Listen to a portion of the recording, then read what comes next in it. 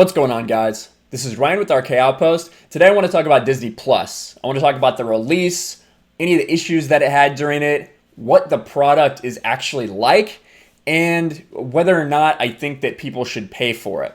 Now, I'll start off by saying that 2 months ago, or 3 months ago, whatever it was, I did not intend to get Disney Plus at all because I wasn't going to spend my money on it. And that still holds true. But when that Verizon deal came down, where if you have Verizon Unlimited, all of a sudden you just randomly get an entire year free of Disney Plus, which I don't know if that's for advertising. I don't know if that's for to get their numbers up in this first year. I'm not exactly sure why they decided to do that. Probably a combination of things. But if you're going to tell me that I get this product for a year free, I'm going to take advantage of it, and I have.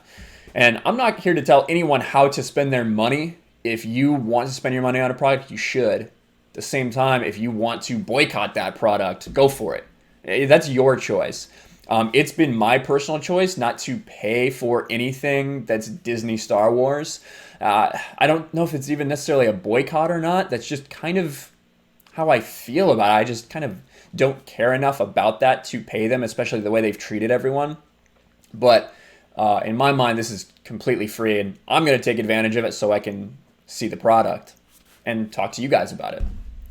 Now, when you actually look at it, so we'll go ahead, I will pull it up right here. And of course, they have Mandalorian on the front screen. It actually, the interface is pretty nice.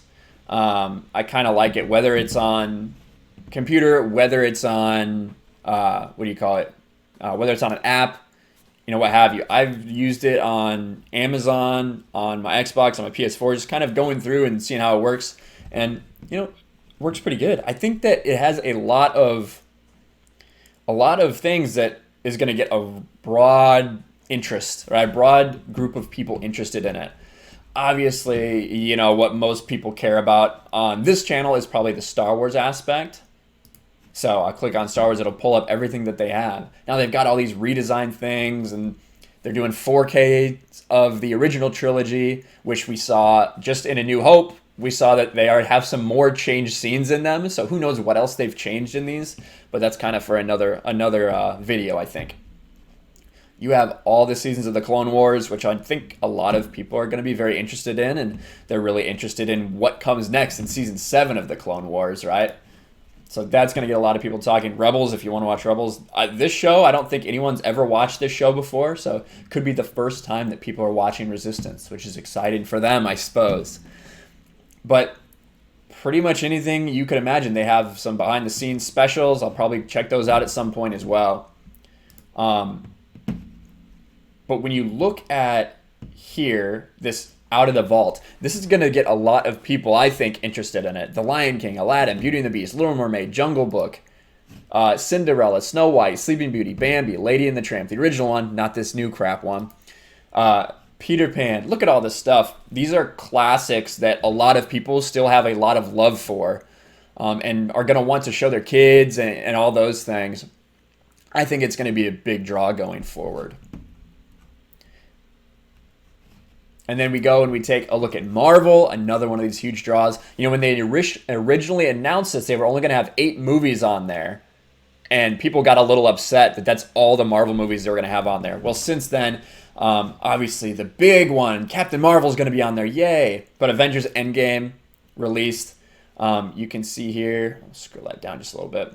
But a lot of ones that people are going to like. Civil War, Avengers and Age of Ultron, Guardians, Thor, all the Iron Man movies, all the Captain America movies, things that people are going to be a little more apt to specifically get it for. Not to mention almost every TV series that's ever been thought of, including this one, the 90s X-Men series. People are really going to go out and get this, I think. So overall, I kind of like the interface. I like all the options they have on there.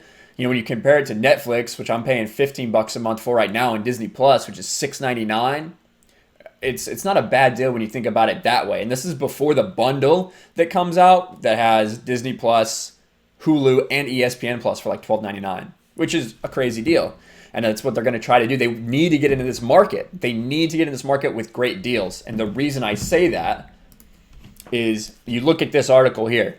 Disney Plus is launching with only 3% of Netflix's US subscriber base. So Disney Plus launching today, however, while many would expect Star Wars and Marvel fans to flock to streaming site in droves, which probably did happen, analysts estimate that the Mickey Mouse house is only going to gain 3% of Netflix's US subscriber base during the first day, which we're talking about millions and millions. If you look here, Netflix currently has about 60 million subscribers in the United States alone. And obviously you would imagine that most households don't have more than one account, and some even share them.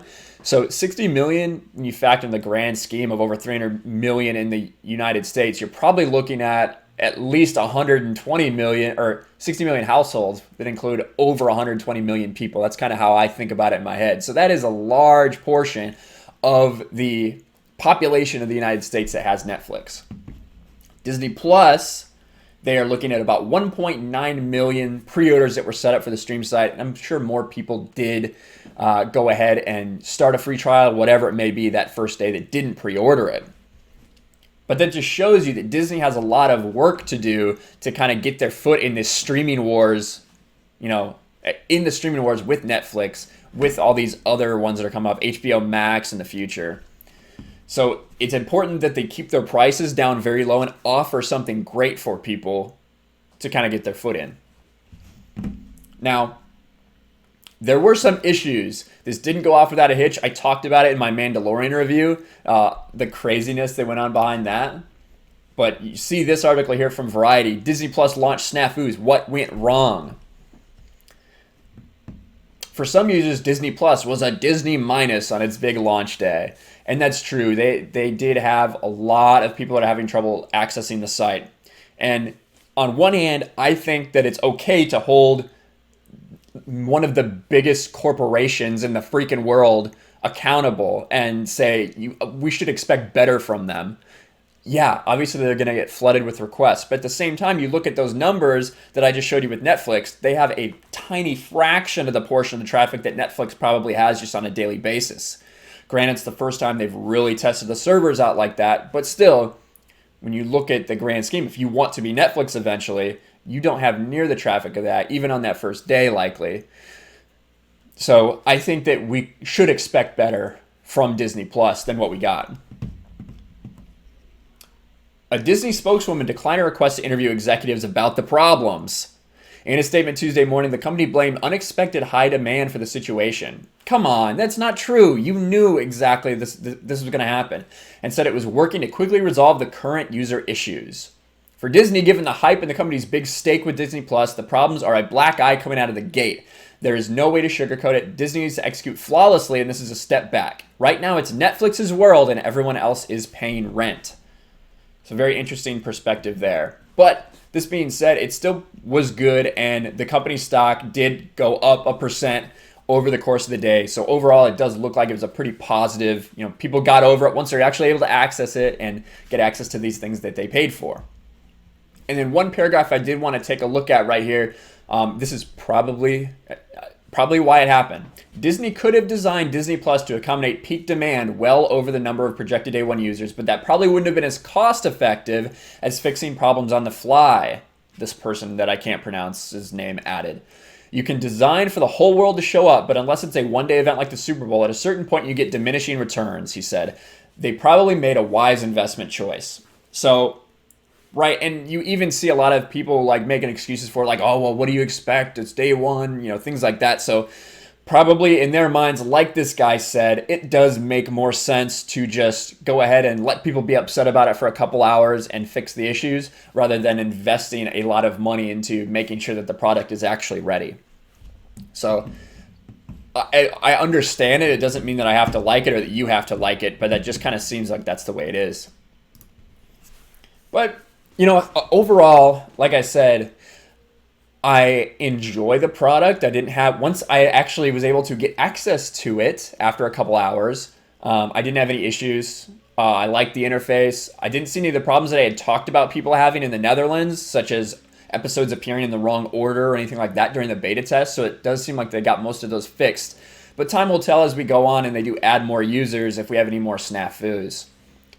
As to whether I think that it's cost effective or that people should spend their money on the product, I'll say this. I don't think that once my year ends, I will be continuing my Disney Plus subscription and paying for it. I know that my kids are excited for it. My family's excited that we have access to it, but I do think that in principle for me, once my year runs out, I don't think that I'll be doing it. It's tough for me to say that right now, 11 months and 29 days away from whenever that actually is, right? But I do think that the principle for me, I don't know if I'm going to be paying for it. But time will tell. We'll see how I like it. We'll see if maybe Disney Star Wars or Lucasfilm can change the way that they're interacting with people. This isn't a Mandalorian video, but what we saw with The Mandalorian, for a lot of people, was a huge step in the right direction for them. They have a lot of work to do to prove to everyone, including myself, that they care about the fans and not just about, the bottom line. So we'll see. Let me know what you guys think. I want to know if you have Disney Plus, if you're getting it for free, if you're sailing the high seas for this content, what you're doing. And I want to hear from you. You guys are no problem letting me know what you think in the comments about me using Disney Plus, even though I am getting it for free. But I would like to hear more, so let me know what you think. Make sure you smash the like button, ring the bell for notifications, share this video if you could, and I'll talk to you guys later. Thanks for watching, everyone, and a special thank you to all my incredible patrons. I appreciate you guys so much. Want to check me out on Twitter or Instagram, or send something to my P.O. box? All the links are in the description. Until next time, I'll talk to you guys later.